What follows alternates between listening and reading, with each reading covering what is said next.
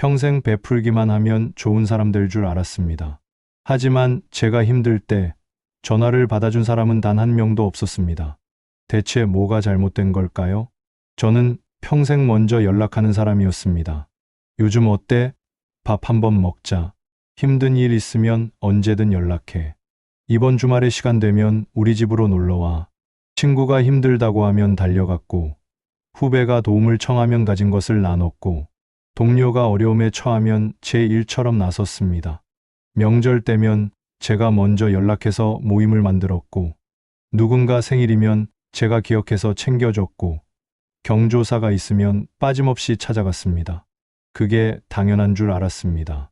사람은 함께 사는 거고 서로 도우며 사는 거라고 믿었으니까요.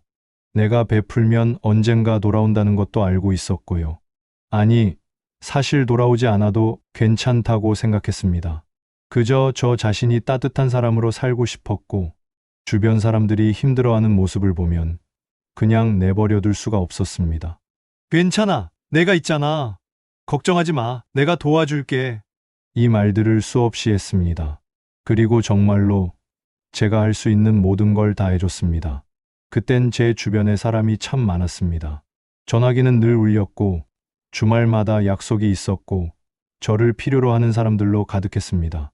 저는 그게 진짜 관계라고 믿었습니다. 돌이켜보면 제게 찾아오는 사람들은 대부분 뭔가 필요할 때였습니다. 형님, 요즘 좀 힘들어서 그러는데 사실 부탁이 하나 있어서 연락했어. 미안한데 이번 한 번만 좀 도와줄 수 없을까? 돈을 빌려달라는 사람, 취직을 부탁하는 사람, 그냥 하소연할 곳이 필요한 사람. 저는 거절하지 못했습니다.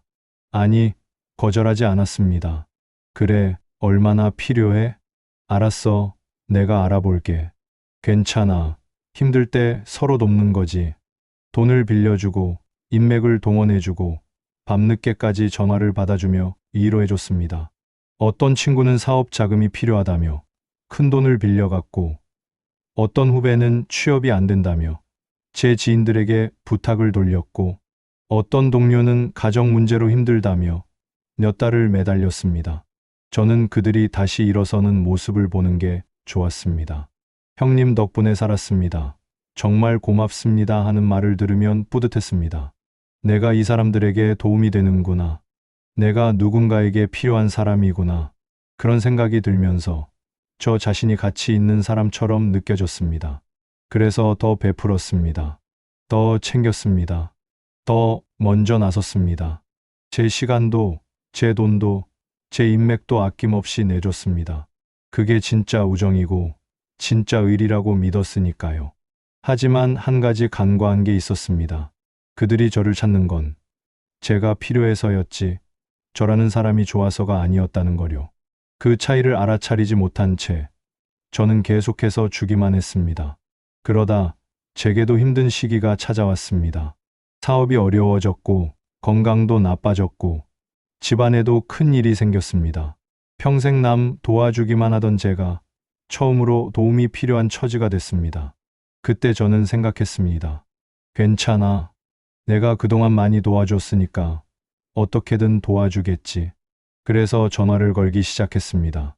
큰 돈을 빌려줬던 그 친구에게, 취직을 도와줬던 그 후배에게, 힘들 때마다 찾아왔던 그 동료에게, 나 요즘 좀 힘들어서 그러는데 시간 좀 낼 수 있어?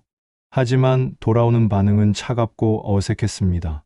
아, 형님, 요즘 저도 너무 바빠서요. 지금 집안 사정이 안 좋아서. 다음에 연락드릴게요. 죄송한데 제가 지금 여유가 없어서.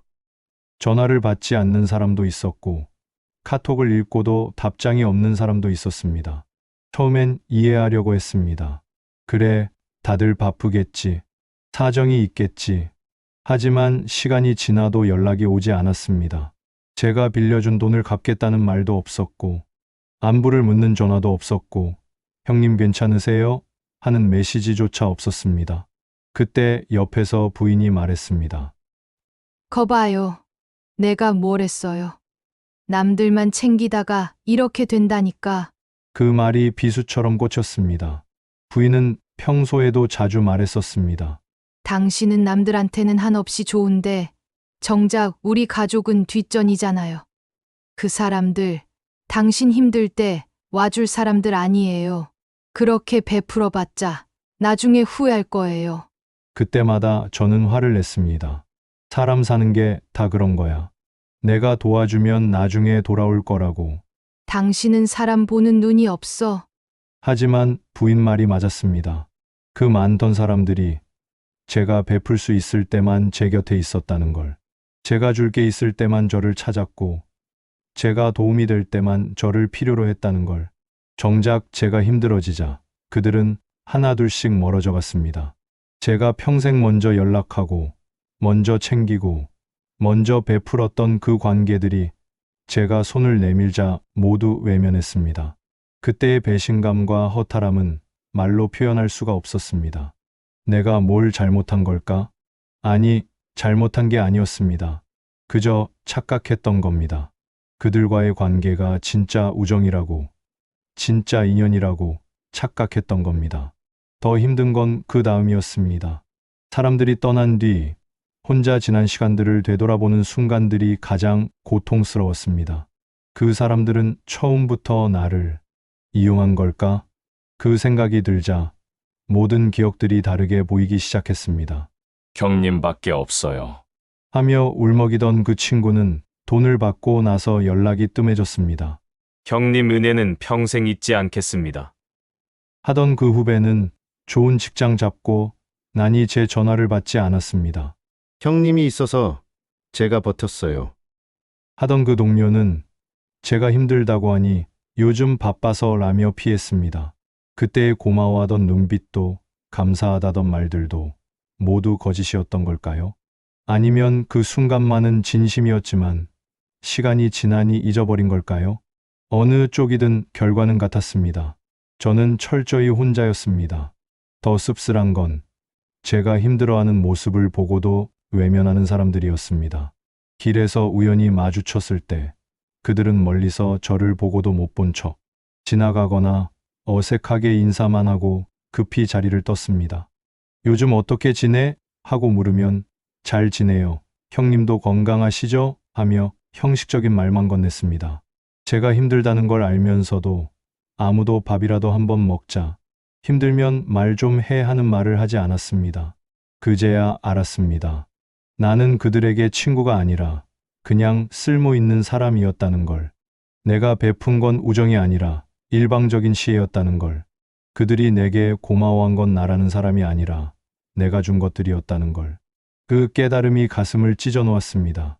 평생 좋은 사람으로 살려고 애썼는데, 평생 남을 위해 희생했는데, 결국 남은 건 배신감과 외로움뿐이었습니다. 내가 뭘 위해 그렇게 살았을까? 내 시간과 돈과 마음은 다 어디로 간 걸까? 그 질문들이 밤마다 저를 괴롭혔습니다. 이 나이가 되어서야 깨달았습니다. 관계는 한쪽이 일방적으로 주는 게 아니라 서로 주고받으며 균형을 이루는 것이라는 걸. 저는 평생 주는 사람으로만 살았습니다. 받는 건 미안한 일이고 부담 주는 일이라고 생각했습니다. 그래서 제가 힘들어도 내색하지 않았고, 제가 아파도 혼자 견뎠습니다. 그게 성숙한 어른의 태도라고, 멋진 사람의 모습이라고 착각했습니다. 하지만 그건 관계가 아니었습니다.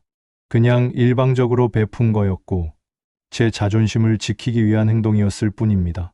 진짜 관계는 때론 내가 약한 모습도 보이고, 때론 도움을 청하고, 때론 의지하면서 만들어지는 겁니다. 내가 완벽한 모습만 보이면 상대방은 편하게 받기만 합니다. 그리고 그건 의존이 되고 습관이 되고 결국엔 당연함이 됩니다. 저는 그들에게 제 약함을 보인 적이 없었습니다. 제가 힘든 모습을 보인 적도, 도움이 필요하다고 말한 적도 없었습니다. 그러니 그들도 저를 도와줄 필요 없는 사람, 혼자서도 잘하는 사람으로 생각했던 겁니다. 그리고 또 하나 배웠습니다. 진짜 관계는 양이 아니라 질이라는 걸. 100명에게 잘해주는 것보다 1명과 진심으로 주고받는 게 더 중요하다는 걸. 저는 너무 많은 사람들을 챙기느라 정작 진짜 저를 이해하고 아껴줄 사람을 찾지 못했습니다. 모두에게 좋은 사람이 되려다 보니 누구에게도 특별한 사람이 되지 못했습니다.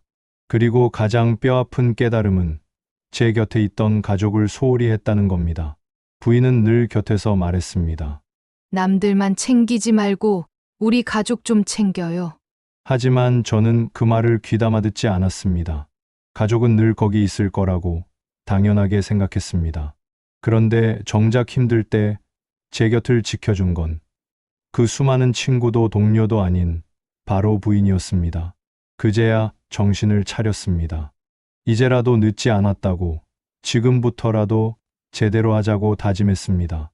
남들 챙기느라 못 갔던 부인과의 여행을 떠나고, 바쁘다며 미뤘던 가족, 식사를 함께하고 당연하게 여겼던 일상의 순간들을 소중히 여기기 시작했습니다. 여보, 오늘 뭐 하고 싶어? 우리 둘이 나가볼까? 저녁은 내가 차려줄게. 당신 좋아하는 거 해줄게. 작은 말 한마디, 작은 행동 하나에도 정성을 담았습니다. 부인은 처음엔 어색해했습니다. 갑자기 왜 이래요? 하며 웃기도 했습니다. 하지만 시간이 지나자 우리 관계가 조금씩 달라지는 걸 느꼈습니다. 대화가 많아졌고 웃음이 늘어났고 서로를 더 이해하게 됐습니다. 그때 깨달았습니다. 진짜 관계는 멀리 있지 않았다는 걸. 바로 제 곁에 평생 함께한 사람과의 관계를 제대로 만들어가는 게 먼저였다는 걸. 이제는 압니다. 베푸는 것도 지혜가 필요하다는 걸. 무조건 주는 게 미덕이 아니라 상대를 제대로 보고 관계를 만들어가는 게 중요하다는 걸. 그래서 오늘 이 이야기를 전합니다. 혹시 저처럼 평생 베풀기만 하고 계신다면 멈추고 뒤돌아보세요. 그 사람들이 정말 당신이라는 사람을 좋아하는 건지, 아니면 당신이 주는 것을 좋아하는 건지, 당신이 힘들 때 그들이 곁에 있을 사람들인지, 아니면 당신이 쓸모 없어지면 떠날 사람들인지. 그리고 가장 중요한 건 지금 당신 곁에 있는 가족을 소중히 하세요. 멀리 있는 100명보다 바로 옆에 있는 한 사람이 더 소중합니다. 늦었다고 생각하지 마세요. 지금부터라도 진짜 관계를 시작하면 됩니다.